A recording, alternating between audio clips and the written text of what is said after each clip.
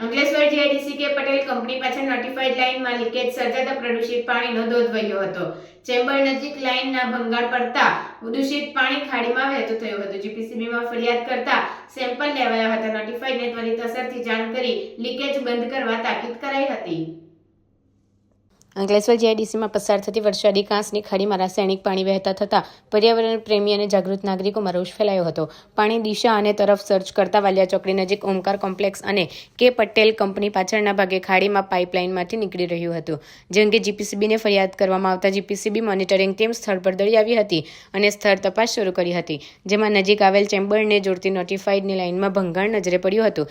જે અંગે ત્વરિત અસરથી નોટિફાઈડ ઓથોરિટીમાં જીપીસીબી દ્વારા તાકીદ કરી હતી અને સ્થળ પરથી જરૂરી નમૂના પૃથક્કરણ માટે લીધા હતા। તેમજ ખાડીનું પાણી આમલા ખાડીમાં ના જાય તે માટે પિરામણ ફાઇનલ પમ્પિંગ સ્ટેશનમાં તમામ પાણી પંપ કરી લેવા પણ જરૂરી સૂચના નોટિફાઈડ વિભાગને આપી હતી।